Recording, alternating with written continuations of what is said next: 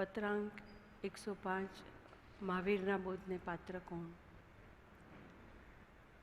વચન બીજું, સદૈવ સૂક્ષ્મ બોધનો અભિલાષી. સદૈવ એટલે હંમેશા, અને સૂક્ષ્મ બોધ એટલે સૂક્ષ્મ કહેતા આત્મા. એટલો બધો સૂક્ષ્મ છે કે આપણને દેખાતો નથી. વૈજ્ઞાનિકોને માઇક્રોસ્કોપમાં નથી દેખાતો, કે અનેક ઉપાય કર્યા છતાં આત્મા એ લોકોના હાથમાં આવ્યો નથી. એટલો બધો એ સૂક્ષ્મ છે, અને આપણે એને ઓળખવો છે, જાણવો છે. એ જે સૂક્ષ્મ બોધ આપણને પ્રાપ્ત થાય, આત્મા આપણને પ્રાપ્ત થાય, એની આપણને અભિલાષા વર્તે, ઈચ્છા વર્તે. અને કેવી ઈચ્છા વર્તે? તો કે સદૈવ ઈચ્છા વર્તે. આપણે કોઈ સંસારી પદાર્થોની ઈચ્છા કરી હોય, ઘણીવાર જોજો કે મારે ઘર જોઈએ છે, મારે ઘર લેવાનું છે, મારે ઘર લેવાનું છે. એ ઝૂરણા આપણી કેવી હોય છે? મારે મારું નવું ઘર બનાવવાનું છે કે રિનોવેટ કરવાનું છે. એ ઝૂરણા આપણી કેવી તીવ્ર હોય છે કે આખું જીવન આપણું એક ઘરની પાછળ વ્યતીત થતું હોય છે. તો એવી ઝૂરણા આપણને આપણા આત્મા માટે થઈ છે કે મારે આત્મા જોઈએ છે, આત્મા જોઈએ છે, આત્મા જોઈએ છે. એક ઈંટ, ચૂના અને પથ્થરના ઘર માટે થઈને આપણી ઝૂરણા આજીવન, આખી જિંદગી એમાં પૂરી થઈ જતી હોય છે. પણ આત્મા આપણે એના માટે આપણી ઝૂરણા કેવી હોય છે? 2 મિનિટ, 5 મિનિટ, કલાક, અડધો કલાક, પછી આત્મા એના ઘરમાં અને આપણે આપણા રસ્તે. તો કે સદૈવ સૂક્ષ્મ બોધનો અભિલાષી એટલે કે હંમેશા પોતાના આત્માની સાથે આત્મામાં લીનતા રહ્યા કરે, આત્મામાં આપણો ઉપયોગ સ્થિર રહે, એવી ઈચ્છાવાળો જીવ. આપણને બધાને શાસ્ત્રોનું માસ્તુસ મુનિનું ઉદાહરણ ખબર છે કે મારુસ માતુસ એટલે કે ન રાગ કર ન દ્વેષ કર. આ માસ્તુસ મુનિનો જે જીવ છે એની આવી અભિલાષા હતી કે મારે આત્મા જોઈએ છે, મારે આત્મા જોઈએ છે. એ ગુરુના આશ્રમમાં જાય છે, પણ એમને વિદ્યા ચડતી નથી. ઘણા પ્રયાસ કરે છે તો વિદ્યા એમને ચડતી નથી, પણ એ હિંમત નથી હાર્યા. એ 2 વર્ષે, 5 વર્ષે ખૂબ પ્રયત્ન કર્યા પછી ત્યાંથી એ ગુરુની રજા લઈને નીકળે છે અને ગુરુને કહે છે કે મને એક વચન આપો, એક સાદું, સીધું, સરળ એવું વચન મને આપો કે જે મને યાદ રહી જાય. અને એમના ગુરુ એમને એવી એક મંત્ર દીક્ષા કહો. આપણે હમણાં જ મંત્રનો મહાત્મ્ય સાંભળ્યું હતું ગઈકાલે. તો કે એવું એક વચન એમને આપે છે. અને આ માસ્તુસ મુનિ એટલા ભોળા છે કે એ વચન લઈને નીકળે છે. એમને ફક્ત એટલી જ ખબર છે કે મારા ગુરુએ મને કહ્યું છે કે હું આત્મા છું, અને વચન તો સામે કોઈ જીવ મળે એની સાથે હાય હલો થાય તો એ જે ભાઈ બોલ્યા હોય એ એમના મોઢે ચડી જાય.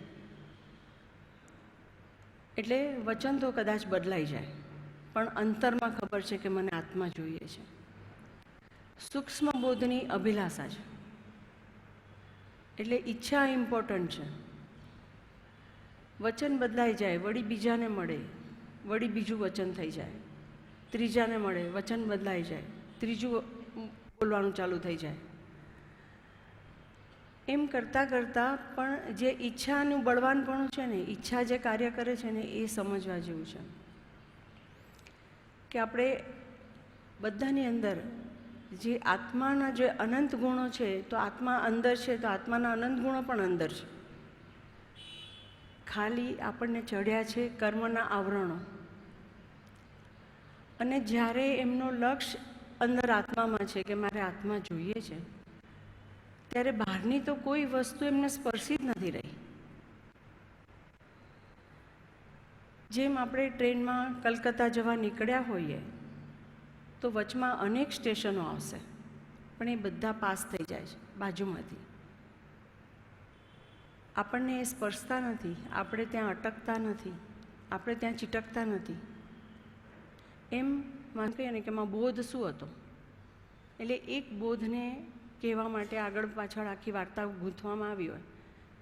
પછી આપણે બાળકને કહીએ છીએ કે આ વાર્તાનો સાર તારે કાઢવાનો છે, એ એક લાઇનર હોય. પછી આપણે વાર્તા ભૂલી જવાની હોય અને બોધ યાદ રાખવાનો હોય. પણ આપણું ઊંધું થાય છે, વાર્તાઓ યાદ રહી જાય અને બોધ ભૂલી જવાય.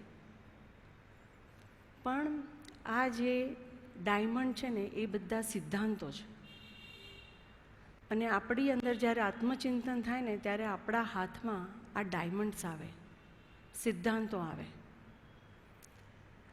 હવે આવું જે આત્મચિંતન જે ચાલે છે ને એ આપણને આપણામાં ધીમે ધીમે દેખાશે. આજે તો આપણે એને સ્ટાર્ટ કરશું, પણ આપણે જો અત્યારે પ્રત્યક્ષમાં જોવું હોય તો એ આપણને કૃપાળુદેવમાં દેખાય. જે કૃપાળુદેવનું જાતિ સ્મૃતિ જ્ઞાન છે એમનો વોલ્કેનો ફાટ્યો છે. આટલા ભવોનું જે ચિંતન મનન પુરુષાર્થ, એની અંદર ઘણા બધા કર્મો બળીને ખાક થઈ ગયા છે, અને અત્યારનો જે દેહ છે એ ડાયમંડ રૂપી દેહ છે, રત્નાકર રૂપી એમનો દેહ છે. અને એ જે બોધ એમને જે સિદ્ધાંતો હતા એ જો તમે વચનામૃતના પત્રો વાંચશો તો આ સિદ્ધાંતો તમને ત્યાં દેખાશે.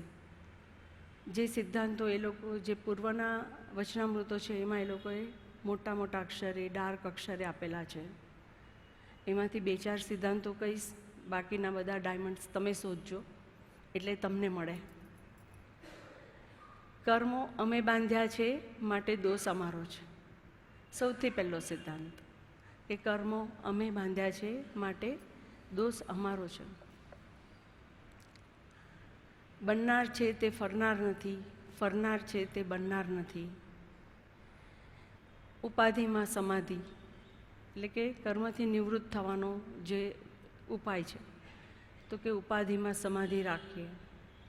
આવા અનેક સિદ્ધાંતો. સતના ચરણમાં જગતની વિસ્મૃતિ. આપણે જગતના એક એક પદાર્થને છોડશું ને ત્યાં તો બીજા નવા અનેક પદાર્થ આવી જાય છે. એક છોડશું તો બીજા નવાને ચીટકી જશું. એના કરતાં બધું એક સાથે છોડવું હોય તો સતના ચરણમાં જગતની વિસ્મૃતિ. તો આવા બધા જે સિદ્ધાંતો છે એ જ્યારે આપણે આત્મચિંતનમાં જઈએ છીએ ત્યારે આપણી જ અંદર એ બધા સ્ફુરાયમાન થાય છે, પ્રગટ થાય છે, અને આપણો આત્મા નિર્મળ થાય છે.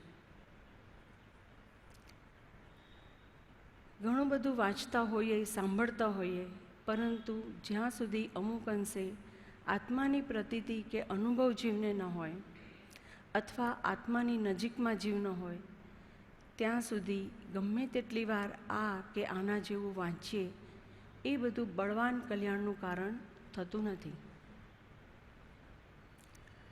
જેમ કે આપણે મરીન લાઇન્સ જઈએ, ચોપાટી જઈએ, જુહુ જઈએ, અલીબાગ જઈએ, ગોવા જઈએ, કેરેલા જઈએ, સિલ્વર બીચ કે મિયામી બીચ, એટલે કે વર્લ્ડના ગમે તેટલા બીચ ઉપર જો આપણે આંટા મારીએ, પણ એ બધા બીચ ઉપરથી આપણે શું ભેગું કરશું? શંખલા, છીપલા, રેતી કે થોડી ઠંડી હવા કે ખારું સમુદ્રનું પાણી. એના સિવાય આપણને બીચ ઉપર આંટા મારીએ તો શું મળે? કાંઈ ન મળે. એટલે કે આપણે ઘણું બધું વાંચન કરતા હોય, ઘણા બધા વ્રત તપ નિયમ કરતા હોઈએ, પણ એનાથી આપણું થોડું ઘણું પુણ્ય બંધાય. આપણા પુણ્ય બંધાય, આપણે પુણ્ય બાંધીને દેવલોકમાં જઈએ, એને વાપરીને પાછા આવી જઈએ. હવે એવું આપણે અનંતકાળથી કર્યું, હવે આપણે કાંઈક નવું કરવું છે, કૃપાળુદેવ જેવું કરવું છે. તો કે કૃપાળુદેવે શું કર્યું? તો કે એક જ સમુદ્ર કિનારે ઊભા રહ્યો અને સમુદ્રની અંદર ડીપ જાઓ, આગળ આગળ આગળ અંદર જાઓ, સેન્ટરમાં જાઓ. સેન્ટરમાં જઈને ડૂબકી મારો, એટલે કે મરી અને જીવો, મરજીવા બનો. અને મરજીવા બનશો તો તમારા હાથમાં મોતી આવશે કે જો સમુદ્ર તમારી પર ખુશ થઈ જાય કે તમે આટલી બધી બહાદુરી બતાવી, અને એને જોવા અને ઓળખવા માટે આવ્યા છો, તો એ ખુશ થઈને તમને એકાદ રત્ન પણ આપી દે અને એનાથી તમારું જિંદગીનું દળદર ફીટી જાય. આ મરીને જીવવું એટલે શું? તો કે મરીને જીવવું એટલે અહમત્વ અને મમત્વનો ત્યાગ કરવો. કૃપાળુદેવે શું કર્યું? અહમત્વ અને મમત્વનો ત્યાગ કર્યો. સમુદ્રના સેન્ટરમાં જવું એટલે શું? તો કે સિદ્ધિના શિખરે જવું. સંસારની ટોચ ઉપર જવું. એક રીતે જોવા જઈએ તો આપણા બધા રાજાઓ જે બન્યા છે તીર્થંકર પરમાત્મા, એ બધા રાજાઓ હતા, સંસારમાં ટોચ ઉપર હતા, અને ત્યારે એ લોકો મહેલના દાદરા ઉતરી ગયા. તો કે કૃપાળુદેવ પણ સતાવધાન કર્યા અને પછી અંતર્ધ્યાન થઈ ગયા. આત્માની રિદ્ધિ સિદ્ધિનું એમણે જગતને દર્શન કરાવ્યું કે આટલો અદ્ભુત આ આત્મતત્વ છે, આટલું બધું એનામાં ઐશ્વર્ય છે. નહીતર કોને ઓળખવાનું મન થાય, કોને કૃપાળુદેવની પાછળ જવાનું મન થાય, કે કોને તીર્થંકર ભગવાનની પાછળ જવાનું મન થાય? જે વિચારશીલ જીવ છે એને એમ થાય કે આટલો મોટો મહેલ છોડીને ભગવાન જંગલમાં વયા ગયા તો ત્યાં કંઈક સુખ લાગે છે. અને તો આપણા જેવા સામાન્ય માણસો છે એમાં થોડીક બી જો ચેતના પ્રગટે તો આપણને એમ થાય કે આ ભગવાન આટલી બધી રિદ્ધિ સિદ્ધિ છોડીને ક્યાં વયા ગયા, કેમ વયા ગયા? અને તો આપણે પાછળ પાછળ જઈએ. પીછે લાગ સતપુરુષ કે તો સબ બંધન તોડ. જે બધા વાણિયાઓ હતા એ બધા કૃપાળુદેવની આગળ પાછળ જંગલમાં ફરતા હતા, જે વિચારશીલ વાણિયાઓ હતા તે, કે જેમને સમજાઈ ગયું કે હવે અમારે કાંઈ અલગ ભાથું બાંધવાનું છે, અલગ જમા કરવાનું છે અમારું ગુણનો કોષ. તો મરજીવા બની અને ડૂબકી મારીએ તો હાથમાં મોતી આવે. જેમ જેમ હું સૂક્ષ્મ વિચારથી ઊંડો ઉતરું છું તેમ તેમ તમારા તત્વના ચમત્કારો મારા સ્વરૂપનો પ્રકાશ કરે છે. તેમ કોઈ એક વચનને લઈને તેના મર્મ સુધી પહોંચવું જોઈએ. જીવ સૂક્ષ્મ વિચાર કરી કેમ નથી શકતો? આપણાથી સૂક્ષ્મ વિચારો કેમ નથી થતા? શાસ્ત્રો પ્રમાણે રાજકથા, ભોજન કથા, દેશકથા, સ્ત્રી કથામાં અટવાયેલો રહે છે. માટે અને આજે તો આ ચારેય કથા એકદમ પળમાં સિદ્ધહસ્ત છે. આ ચારેય કથા કરવા માટે ક્યાંય જવાની જરૂર નથી, કોઈ નુક્કડ ઉપર જવાની જરૂર નથી, કોઈ સંમેલનમાં જવાની જરૂર નથી. તમારા હાથમાં જ છે આ ચારેય કથાઓ. એક બટન દાબોને ચાર કથા પ્રગટ. ભોજન કથા, એક રેસીપી ગોતવા બેસો તો 500 રેસીપી હાથમાં, પછી બનાવો કાંઈ નહીં, ખાલી વાંચો. એવી જ રીતે કોઈ પણ સમાચાર, હવે આપણને ખાલી આપણી આજુબાજુના સમાચાર નહીં, હવે આપણે છે ને આપણા દીકરા દીકરીઓ જ્યાં રહેતા હોય ને ત્યાંના સમાચાર વાંચતા હોય કે ઓસ્ટ્રેલિયામાં શું થઈ રહ્યું છે, મારા દીકરા કંઈ તકલીફમાં તો નથી ને? અમેરિકામાં શું થઈ રહ્યું છે, બોસ્ટનમાં શું થઈ રહ્યું છે, ત્યાં તો કંઈ પજવણી નથી થઈ ને, કોઈ ફાયરિંગ નથી કર્યું ને? એટલે આપણી રાજકથા એ કેટલી લંબાઈ ગઈ છે, દેશકથા કેટલી લંબાઈ ગઈ છે. આપણને આપણા નરેન્દ્ર મોદી શું કરે છે એમ નહીં, પણ અમેરિકાના પ્રમુખ શું કરે છે, યુકેના પ્રમુખ શું કરે છે, પાકિસ્તાનના પ્રમુખ શું કરે છે, એ બધું જ આપણે જાણવું પડે છે અથવા જાણતા હોય છે.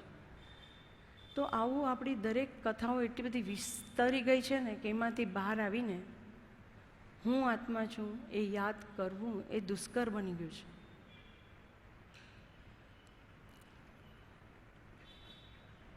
મોબાઈલમાં જરાક અમથું ટીંગ થયું ને હાથમાં લીધો કે અડધો કલાક મફતમાં વપરાઈ જાય છે. મફતમાં નહીં, ઢગલાબંધ કર્મ તમારા ખાતામાં જમા થઈ જાય છે. આત્મા પર તેનાથી વિભાવોના વાદળ આવી અને આત્માને ઢાંકી દે છે. આપણને સૂક્ષ્મ બોધ જોઈએ છે એ લક્ષમાં રાખજો. આપણે આ વાદળોને ચીરવાના છે. પ્રૂફ જોઈએ છે આપણને. દર્શનાવરણ આવતા 5 વર્ષના બાળકોને ચશ્મા આવવા લાગ્યા છે. જન્મથી લોકોને ચશ્માવાળા જન્મે છે બાળકો. ખબર 5મે વર્ષે પડે સ્કૂલમાં જાય ત્યારે કે એને બોર્ડ પરનું વંચાતું નથી. આમ અનેક કર્મો જે આપણને દેખાય છે બાળકોમાં કે આગળ વધતા ઉંમર થતાં આપણામાં, એ વગેરે જે કર્મોના આવરણ આપણને દેખાતા હોય છે, તો એ આપણને આપણા વિભાવોને કારણે આવ્યા છે. પપ્પાજી કહેતા કે માંદગી કશાયોને કારણે આવે છે. માંદગી કશાયોને કારણે આવે છે. બધા જ ચેક કરજો જે માંદા પડે ને, જેને કંઈક બીમારી હોય ને, કે તમે કેટલા વિભાવમાં વર્તો છો, કેટલા ક્રોધ, માન, માયાને લોભના ભાવોમાં તમારો આત્મા આંટા મારી રહ્યો છે, એની ચોક્કસ તપાસ કરજો. કેટલી ચિંતાઓ સેવી રહ્યો છે. જ્યારે એમ કહે છે કે સતના ચરણમાં જગતની વિસ્મૃતિ, તો વિસ્મૃત બધું થઈ જાય ને તો તમે નિર્મળ થઈ જાઓ અને તમારા રોગો પણ જતા રહે.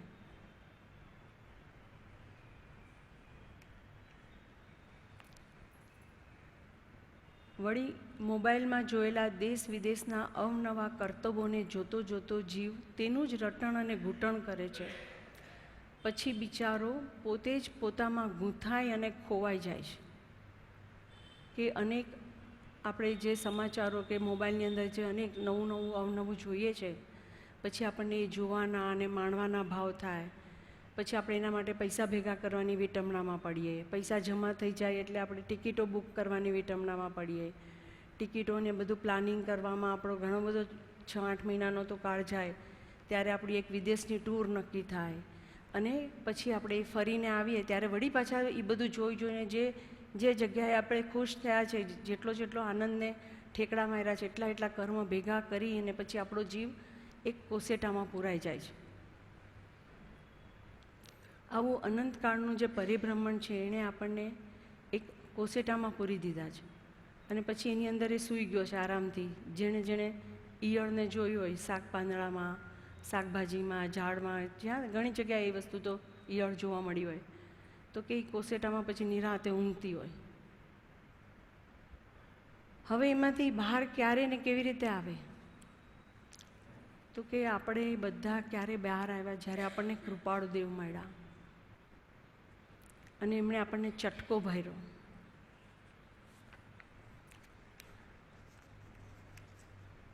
બિચારો પોતે પોતામાં જ પૂરાઈ જાય, પોતાને શોધવા માટે ફાંફા મારે, ગમે એટલો પુરુષાર્થ કરે પણ પરિણામ મળે નહીં. જેમ કોસેટામાં પૂરાયેલી ઈયળ, એવી ઈયળને ઘોર નિંદ્રામાં ક્યારે એમાંથી એ જાગે કે બહાર આવે? ભમરી ઇલિકા ચટકાવે તે ભ્રમરી જગ જોવે રે. આ ભ્રમરી એટલે કોણ? ભ્રમરી એટલે બ્રહ્મના આચરણમાં સ્થિત એવા જ્ઞાની પુરુષ. બ્રહ્મના આચરણમાં સ્થિત એવા જ્ઞાની પુરુષ. પિયુની જેને રટના છે, નિસ્દિન જેને આત્મ ઉપયોગમાં રમણતા છે, જેમને આત્માનું ગુંજન છે, એવા જ્ઞાની પુરુષ. એવા જ્ઞાની પુરુષ જ્યારે ઘોર નિંદ્રામાં, આ નિંદ્રા એટલે શું? તો કે દેહ તે હું, એ આપણી નિંદ્રા. આ નિંદ્રામાંથી રોજ જાગવા માટે આપણા જે રામદેવ બાબાવાળા છે ને, જે એ લોકો શું એ લોકોને સ્પેશિયલી કહેવાય, એ લોકોએ બહુ સારો નાનો ઉપાય બતાવ્યો છે કે સવાસનમાં સૂઈ જાઓ. સવાસનમાં સૂઈ અને 5 મિનિટ માટે દેહની બહાર નીકળો અને જુઓ કે આ દેહ મારો નથી, આ દેહથી ભિન્ન હું આત્મા છું. આ દેહની દેહ તે હુંની અનાદિની માન્યતાવાળા મિથ્યાત્વી જીવને જણાવે છે આ ભ્રમરી કે તું આત્મા છે, ત્યારે એ જીવ પળમાં જાગે છે. આપણે સાધારણ વ્યક્તિઓ જ્યારે આપણા ઘરનાને કંઈક કહીશું ને કે તું આત્મા છે, એના ગળે વાત નહીં ઉતરે.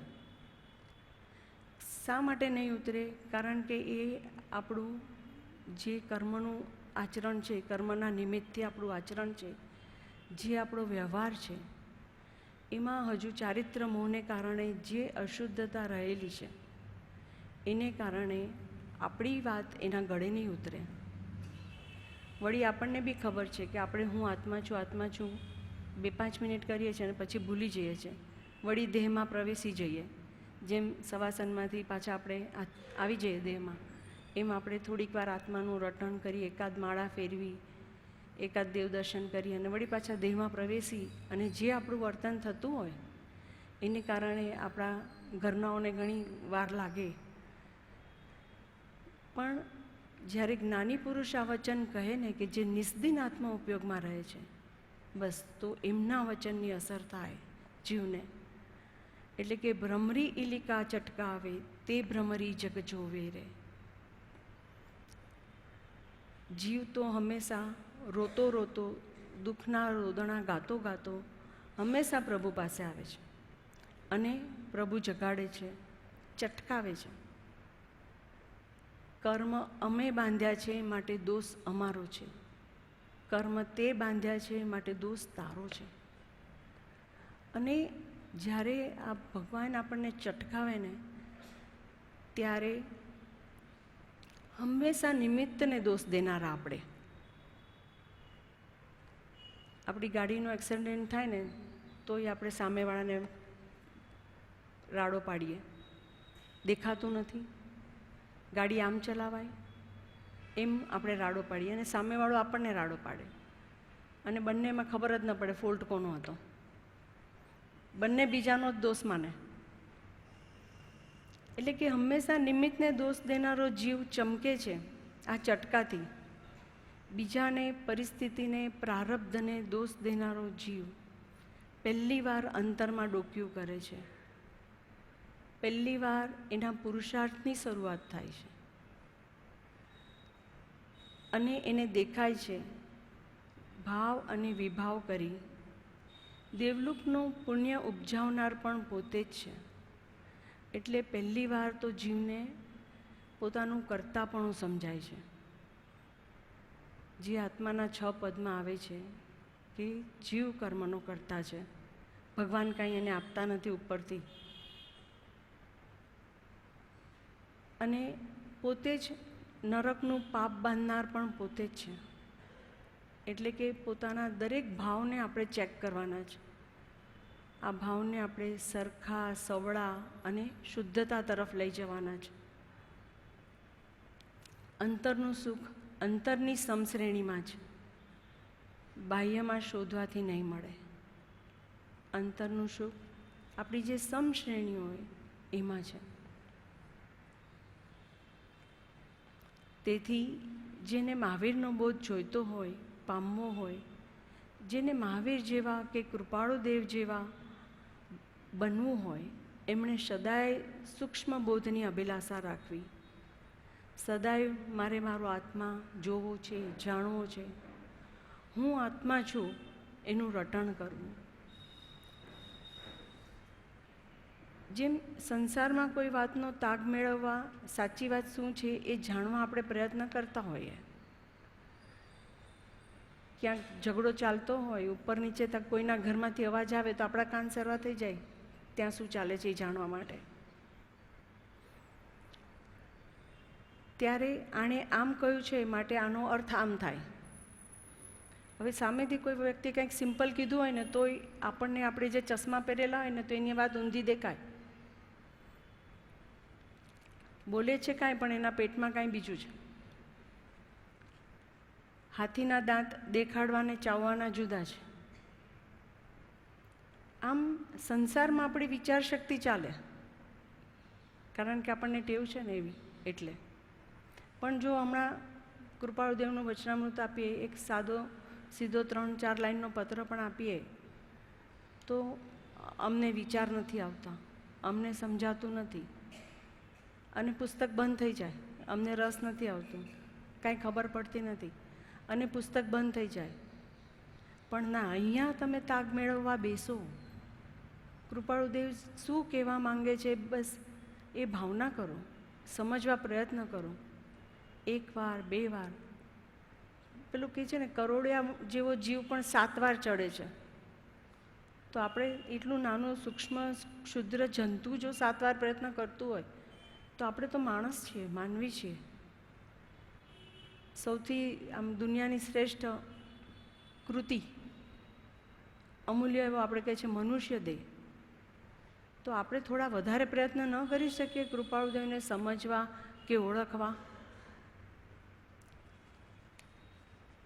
આમ સંસારમાં વિચાર શક્તિ ચાલે છે, પણ પરમાર્થ આવે ત્યારે પછી એટલે કે આપણને આડું શું આવે છે કે આપણો મોહ આડો આવે છે.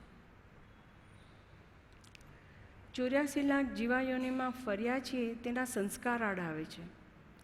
વળી આપણા દોષો સ્વીકારી નથી શકતા, કારણ કે આપણે એને ઓળખતા જ નથી.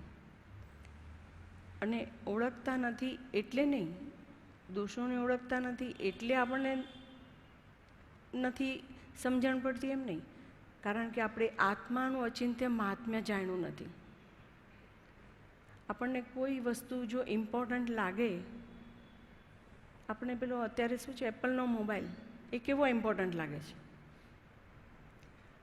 અને એ એપલનો મોબાઈલ જો આપણને ઇમ્પોર્ટન્ટ લાગે તો આપણે એના માટે કેટલા પ્રયત્ન કરીએ. એટલે કે આપણને આત્માનું મહાત્મ્ય નથી લાગતું. જો આત્માનું મહાત્મ્ય લાગે તો આત્મા ઓળખાય. પૂર્વભવોમાં જીવે કરેલી ભૂલોને જાણતા નથી, કરેલા રાગદ્વેષના બંધન અને તેના ફળની જાણકારી નથી. માટે ચિંતન મનનમાં જઈએ તો સૂક્ષ્મ વિચારથી ઊંડા ઉતરીએ તો બધો હિસાબ અને તાળો ચોખ્ખે ચોખ્ખો મળી જાય.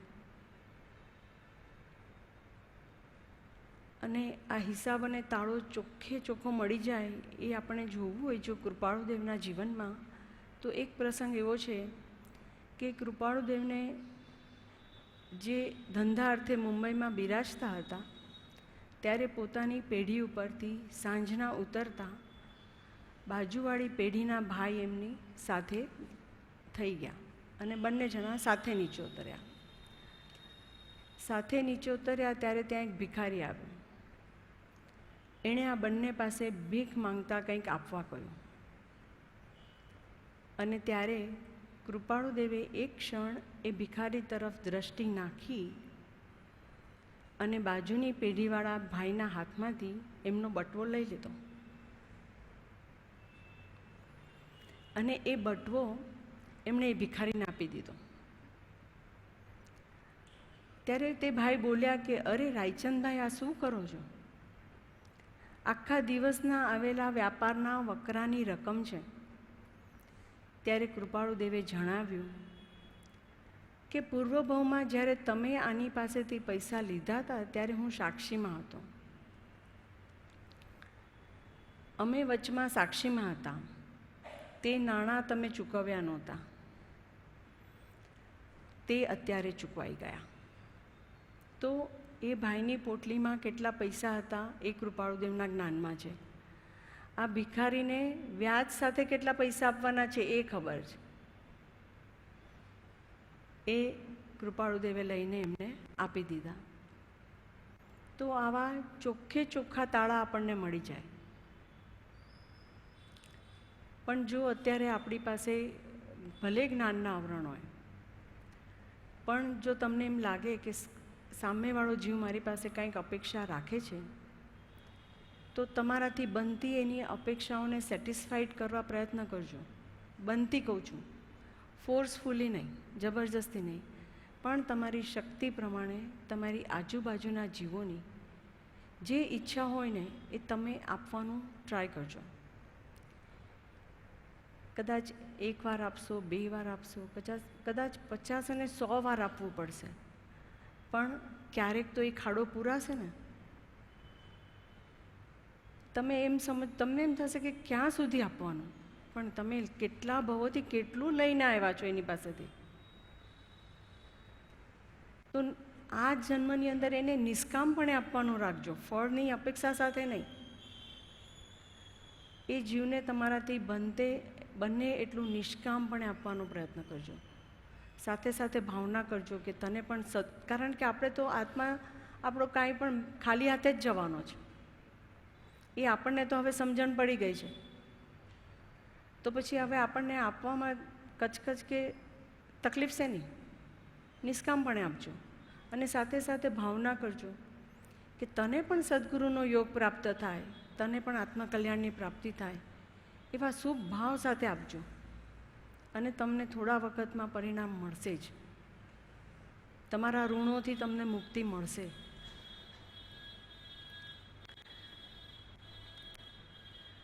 આમ દેવામાંથી તેમને મુક્ત કરી દીધા અને એવી એમની નિષ્કારણ કરુણા હતી. આપણે કોઈને કે ભિખારીને પૈસા આપીએ ત્યારે હું દાન આપું છું તેના કરતાં એનું પુણ્યનું, એના ઋણનું તે લઈ જાય છે. આજે આપણે જ્યારે બી દાન આદિ કરીએ ત્યારે બસ ભાવ એમ કરજો કે એ સામેવાળાનું પુણ્ય છે, એ સામેવાળાનું મારા ઉપર ઋણ હતું, એ મેં ચૂકવ્યું છે. જો આપણે એમ ભાવ કરશું કે મેં દાન કર્યું તો પાછું કર્મ વળગ્યું એટલા દાનનું, અને વળી ભોગવવા માટે 184ના ફેરામાં ફરશું. એના કરતાં ભાવ એમ કરજો કે એનું મારી પર ઋણ હતું અને મેં એ ચૂકવ્યું.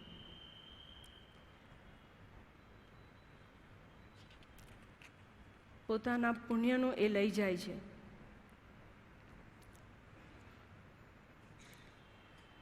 સદૈવ સૂક્ષ્મ બોધનો અભિલાષી.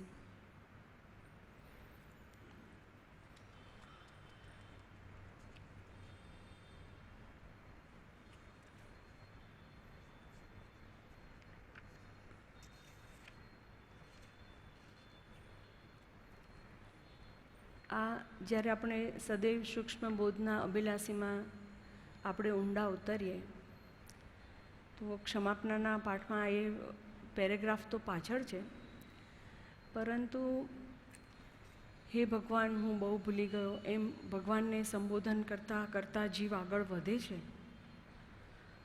અને ત્યારે અડધી ક્ષમાપનામાં વચ્ચે એક પોઈન્ટ આવે છે કે જેમાં જીવ પોતાના દોષને જે ઓગાળતો જાય છે કે હું ભૂલ્યો, આથડ્યો, ભટક્યો, એમ દોષોને ઓગાળતો ઓગાળતો જ્યારે એના આવરણો પાતળા થાય છે અને ત્યારે અત્યાર સુધી જે જીવ ભગવાનને પોતાના સંસારના સ્વાર્થ માટે ભગવાનને સાથે વાર્તાલાપ કરતો હતો, એ જીવની વાર્તા બદલાઈ જાય છે. ભગવાન સાથેની એનો વાર્તાલાપ બદલાઈ જાય છે. કારણ કે પહેલી વાર એના આવરણ દૂર થતાં થતાં એને ભગવાનનું જે સત સ્વરૂપ છે એની સમજણ પડે છે. ભગવાનને બાહ્ય સ્વરૂપથી જોનારો જીવ, એની પાસેથી મુદ્રા લઈને ચાલી જનારો જીવ, એ પલટો ખાય છે. એ પલટો ખાય છે, એને ભગવાનનું અંતરદર્શન થાય છે. એ એમ કહે છે, અને એને અંતરદર્શન થાય છે એટલે ત્યાં હકીકતમાં સમ્યક દર્શન છુપાયેલું છે આ ક્ષમાપનાની અંદર. એને જે અંતરદર્શન થાય છે એમાં એને જે ભગવાનનું સ્વરૂપ દેખાય છે, તમે નિરાગી, નિર્વિકારી, સચ્ચિદાનંદ સ્વરૂપ, સહજાનંદી, અનંત જ્ઞાની, અનંતદર્શી અને ત્રૈલોક્ય પ્રકાશક છો. જે જીવે મહાવીર ભગવાનને વર્ષીદાન દેતા જોયા છે, આટલા બધા એમની પાસે પૈસા છે, આટલો બધો વૈભવ છે, આટલા બધા ઘરેણાં અને દાગીના છે, આવા એમના મહેલો છે, એવું જે જીવોએ જોયું હતું, એ જીવ આ ક્ષમાપના કરતાં કરતાં પલટો ખાય છે. માટે ક્ષમાપનાનું આટલું બધું ઇમ્પોર્ટન્ટ છે કે ક્ષમાપના કરતાં કરતાં આપણા અનેક અનેક અનંત અનંત આવરણો તૂટે છે અને આપણી અંતરદ્રષ્ટિ ખોલે છે. અનંતકાળથી જે જ્ઞાન ભવ હેતુ થતું હતું તે જ્ઞાનને એક સમય માત્રમાં જાત્યાંતર કરી જેણે ભવ નિવૃત્તિ રૂપ કર્યું તે કલ્યાણમૂર્તિ સમ્યક દર્શનને નમસ્કાર. કે જ્યારે ભગવાનનું જેને આવું દર્શન થાય છે એ આત્માને હવે એ સ્વરૂપ એટલું ગમે છે, જે આપણે કહીએ છીએ કે અત્યાર સુધી અચિંત્ય તુજ મહાત્મ્યનો નથી પ્રફુલ્લિત ભાવ. એ જે પ્રફુલ્લિત ભાવ આપણને ભગવાન પ્રત્યે જાગ્યો નહોતો, ઉગ્યો નહોતો, એ પ્રફુલ્લિત ભાવ આપણને જ્યારે સમ્યક દર્શન થાય છે ત્યારે ઉગે છે. અને જ્યારે એ ભાવ આપણો ઉગે છે ત્યારે આપણી જે ગાડી છે એ યુ ટર્ન મારે છે. જ્ઞાનને એક સમય માત્રમાં જાત્યાંતર કરી જેણે ભવનિવૃત્તિ રૂપ કર્યું, કે જે આજ સુધીમાં જે જ્ઞાન આપણું ભવના કારણરૂપ થતું હતું, કર્મને જે આકર્ષી રહ્યું હતું, આશ્રવ કરી રહ્યું હતું, એને સંવરરૂપી બ્રેક લાગે છે. અને સંવરરૂપી બ્રેક લાગી અને એ ફરે છે ત્યારે એની નિર્જરા રૂપ પ્રવાસ શરૂ થાય છે એનો. આવું ક્યારે બને? જ્યારે ડિસ્કવરી ચેનલમાં અનેક પ્રકારની જીવસૃષ્ટિ જોવા મળે, એવા ભવના પ્રકાર જે ધારણ કરેલા હતા તેના કષ્ટ જોઈ વૈરાગ્ય આવે, અથવા તો આમ જોવા જઈએ તો આપણે શાસ્ત્રમાં 12 ભાવના આપણા નિત્ય સ્મરણમાં આવે છે, જે કંઈક 9 સ્મરણ આપણે કહીએ છીએ, એમાં 12 ભાવના આવે છે કે જે નિત્ય સ્મરણ કરવાની હોય છે. પણ આપણે એ 12 ભાવનાનું ભાવના શતક પુસ્તક વર્ષમાં એકવાર પણ વાંચીએ જ. નિત્ય સ્મરણ તો રહેવા દઈએ, પણ વર્ષમાં એકવાર પણ નથી વાંચતા. પછી આપણામાં વૈરાગ્ય આવે ક્યાંથી? આપણી આંખો ઉઘડે કેવી રીતે? વિચાર શક્તિ ખીલે કેવી રીતે? એટલે વાંચન ખૂબ અગત્યની વસ્તુ છે.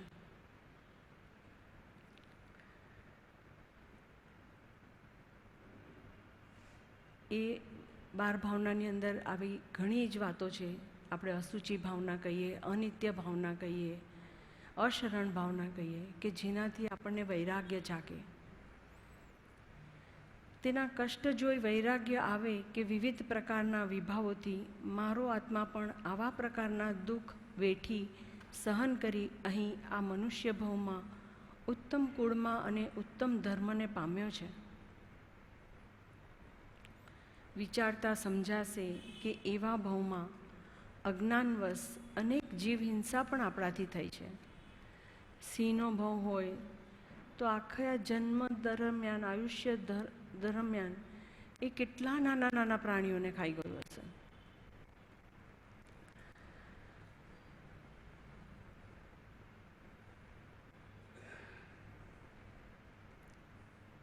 ફક્ત એકવારનું દ્રશ્ય જો આપણે જોઈએ ને ટીવી ઉપર, તો આપણને કંઈક અરેરાટી થઈ જાય.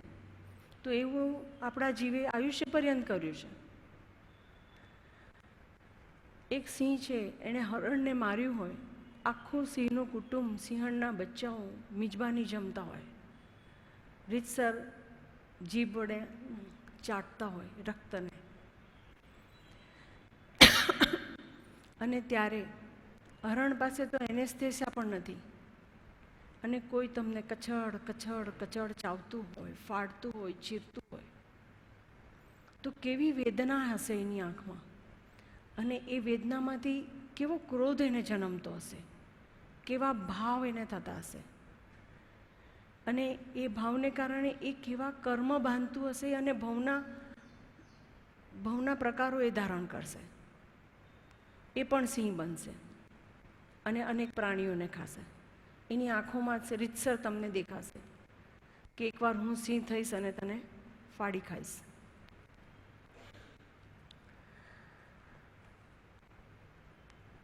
શું ભાવો કરતું હશે? આવતા ભવે હું સિંહ થઈશ અને હું તને ફાડી ખાઈશ.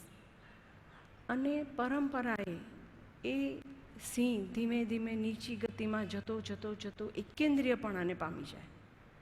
એ વેરની પરંપરાને ભોગવતા ભોગવતા અનેક જન્મો એ લોકો નીચે નીચે વેરના જ પાછા બાંધતા જાય. વળી ત્યાંથી શરૂઆત થઈને ઉપર ઉપર ઉપર આવતા જાય અને આપણને એમ થાય કે અત્યારના આપણા જે ઘણા જે સંબંધો હોય કે જેમાં કન્ટિન્યુઅસ ફ્રિક્શન થાય,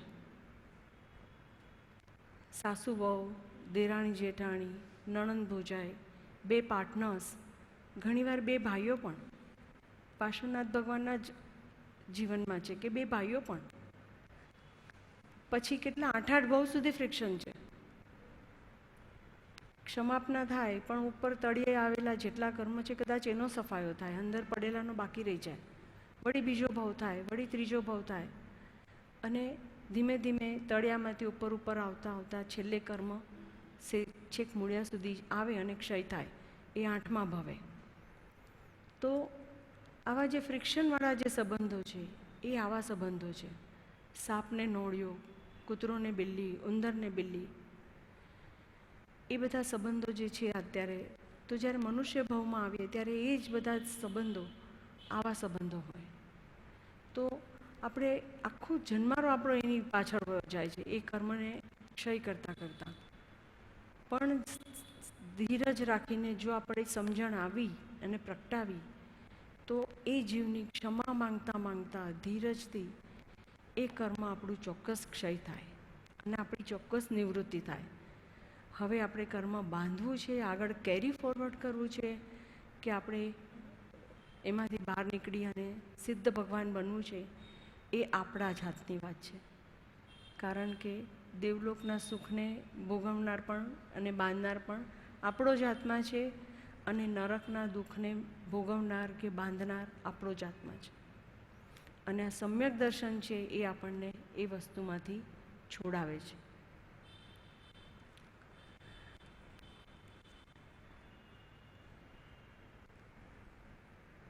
સાસુ વહુ, નણંદ ભોજાઈ, દેરાણી જેઠાણી, બિઝનેસ પાર્ટનર ઇત્યાદિ માલિક નોકર જેવા સ્વરૂપ ધારણ કરે છે ત્યારે દયા, શાંતિ, સમતા અને ક્ષમા એ જ એક આપણી પાસે મૂડી છે. આવી રીતે ઊંડા ઉતરી પશ્ચાતાપના ભાવથી કર્મના બંધ ઢીલા કરી શકાય અને સમય જતાં ક્ષય પણ થાય. જીવના ભાવની તર તમ તાપર એનો આધાર છે. ગુડ, બેટર અને બેસ્ટ કેટલા ઊંડાણથી, કેટલા હૃદયથી, અંતરતમથી તમે આ ભાવ કરો છો એની ઉપર એનો આધાર છે. આવા સંસારના ત્રિવિધ તાપથી જ્યારે જીવ આકુળ વ્યાકુળ હોય ત્યારે એને જો સદ્ગુરુનો બોધ પ્રાપ્ત થાય તો એને સૂક્ષ્મ બોધ પ્રાપ્ત થાય. જ્યાં શંકા ત્યાં ગણ સંતાપ, જ્ઞાન નહીં ત્યાં શંકા નહીં સ્થાપ, પ્રભુ ભક્તિ ત્યાં ઉત્તમ જ્ઞાન, પ્રભુ મેળવવા ગુરુ ભગવાન, ગુરુ ઓળખવા ઘટ વૈરાગ્ય, તે ઉપજવા પૂર્વિત ભાગ્ય, તેમ નહીં તો કાંઈ સત્સંગ, તેમ નહીં તો કંઈ દુઃખ રંગ. આજે આપણા બાળકો આપણે જોઈએ તો સત્સંગમાં આવતા નથી. એક બાજુથી આપણે એમનું ભણવાનું પણ વધ્યું છે, પણ સૌથી મેજર કારણ શું છે ખબર છે? કે એ લોકો પાણી માંગે એ પહેલાં આપણે દૂધ હાજર કરીએ છીએ. એમને દુઃખનો રંગ જો લાગે જ નહીં તો એમને સુખ મેળવવા માટે બી મહેનત નથી કરવાની. અને સુખ મેળવવા માટે મહેનત કરવાની નથી, એમને કાંઈ દુઃખ નથી, તો એ લોકોને ભગવાન પાસે આવવાની જરૂર શું?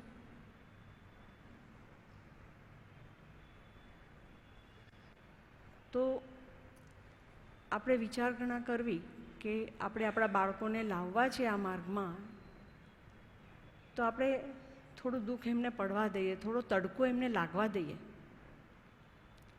મોટા વડલાની નીચે કોઈ છોડને આપણે ઉગાડીએ ને તો એ ઉગે નહીં, કારણ કે એને તડકો નથી મળતો.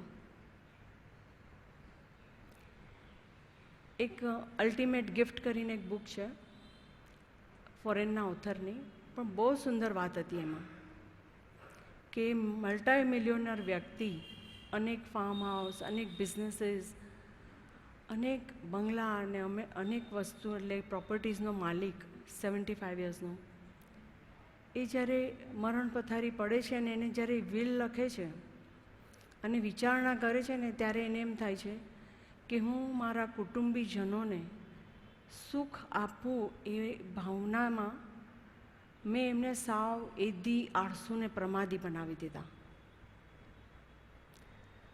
અને પછી તો જ્યારે એ બધા બાળકો, પોતે 75નો થયો છે તો એ બધા 45ના તો થઈ ગયા છે, હવે તો કાંઈ પાક્કા ઘડે કોઈને કાંઠા ચડવાના નથી.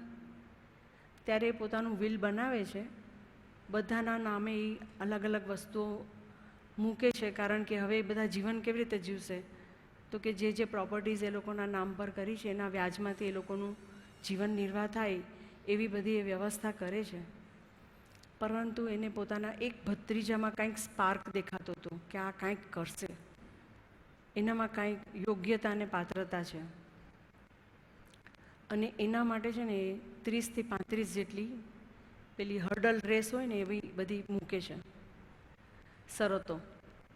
અને ખૂબ સુંદર વાર્તા છે, જેને બી તમે બધા તમારે વિલ બનાવવાનું છે તો આવી હર્ડલ રેસો કોઈના માટે મૂકજો કે જેનાથી એનું જીવન જાગી જાય, એનું જીવનમાં જ્યોત પ્રગટી જાય. અને ખરેખર એનો એન્ડ બહુ સુંદર હતો કે એ છોકરો બધી હર્ડલ રેસ પાસ કરે છે. અને ત્યારે જે સોલિસિટર હોય એનું એમ કે વાંચવા જાય, એનું વસિયતનામું છેલ્લું એમ કે એના માટે શું ગિફ્ટ છે એને આપવા જાય છે, ત્યારે એ છોકરો એમ કહે છે કે હવે મને કોઈ લોભ અને લાલચ કે અપેક્ષા નથી, મારે કાંઈ નથી જોતું. એટલા બધા જીવનના પાઠ એ શીખ્યો એની હર્ડલ રેસમાંથી કે હવે એને એ પ્રોપર્ટીમાંથી કાંઈ નથી જોતું. અને છતાં સોલિસિટર કહે છે કે મારે તો ડ્યુટી ત્યારે જ પૂરી થાય કે જ્યારે હું તને ગિફ્ટ આપી દઉં, તો હું મુક્ત થાઉં મારી આમાંથી એમ. અને એ એને ગિફ્ટ આપે છે. અને એ ગિફ્ટ એમ હતી કે જેટલી બી એની પ્રોપર્ટીઝ હતી, કે જે લોકોના નામે એણે બધી પોતાની પ્રોપર્ટીઝ કરી છે બીજા બધાના નામે, એ લોકો એ પ્રોપર્ટી સાચવી નથી શકવાના અને એ ભિખારી થઈ જશે થોડા વખતની અંદર, વ્યાજની સાથે મૂડી એ ચાઉં કરી જશે. તો આ છોકરાની અંદર એણે એવું પ્રગટાવ્યું સામર્થ્ય અને એને મેનેજિંગ ડાયરેક્ટર બનાવ્યો કે એ બધી સંપત્તિને બી તું સાચવજે ને એ લોકો જીવે ત્યાં સુધી એ લોકોની ખાધા ખોરાકી પૂરી પાડજે એમ. તો ચલો, આપણે તો લેવાનો છે અમૂલ્ય વારસો આપણા કૃપાળુદેવનો. કૃપાળુદેવ આપણા માટે એક અમૂલ્ય સંપત્તિ મૂકી ગયા છે. જ્ઞાન, દર્શન અને ચારિત્ર રૂપ રત્નત્રયી ખજાનો આપણા માટે મૂકી ગયા છે. તો તે ઓળખવા આપણને, તે પ્રાપ્ત કરવા જોશે આપણને ઘટવૈરાગ્ય. આ સૂક્ષ્મ બોધની વિશેષ સૂક્ષ્મતાથી ઓળખીએ.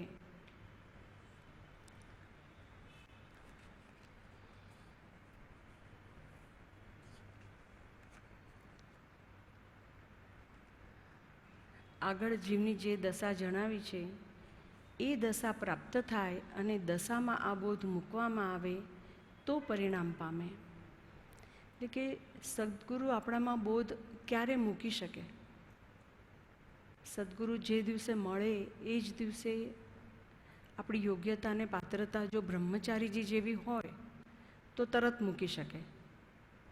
કે જેવા બ્રહ્મચારીજી જાય છે, કારણ કે એમને આચાર્યનું પદવીનું કહેણ આવ્યું કોલેજમાંથી કે સ્કૂલમાંથી, અને એમને એમ થાય છે કે હું આવો આચાર્ય બની ન શકું, કારણ કે મારામાં એવા ગુણો નથી, મારી એવી પાત્રતા નથી. તો કે મારે એવી પાત્રતા કેળવવી જોઈએ. ને એવા ભાવ સાથે જ્યારે બ્રહ્મચારીજી ગયા છીએ, આપણે ભગવાન પાસે છે જ કંઈક વસ્તુને માગવા, અને બ્રહ્મચારીજી જાય છે પાત્રતાને માગવા. અને ત્યારે પ્રભુશ્રી એમને દૂરથી જ જોઈને મૂળ માર્ગ સાંભળો જીનનો રે એ કાવ્ય વગડાવે છે. અને એમની પાત્રતા એવી છે કે એમને ત્યારે ને ત્યારે જ એમની હૃદયના ભાવોની જે દશા છે, ભાવ દશા, એ એવી છે કે ત્યારે જ એમાં મૂકવામાં આવે, એટલે કે એમની પ્યાસ છે, એમની ભૂખ છે, તરસ છે, કે ત્યારે કંઈક મૂકવામાં આવે તો તરત જ અંદર ઘૂસી જાય અને તરત જ એમને એમ કે ગ્રહણ થઈ જાય. તો કે આવી પાત્રતા હોય, જીવની આવી દશા હોય, ત્યારે જો બોધ મૂકવામાં આવે તો પરિણામ પામે. આપણે અત્યારે આકાશમાં સેટેલાઇટ છોડીએ તો સેટેલાઇટને એ કક્ષામાં મૂકવું પડે કે જ્યાંથી એ પડી ન જાય.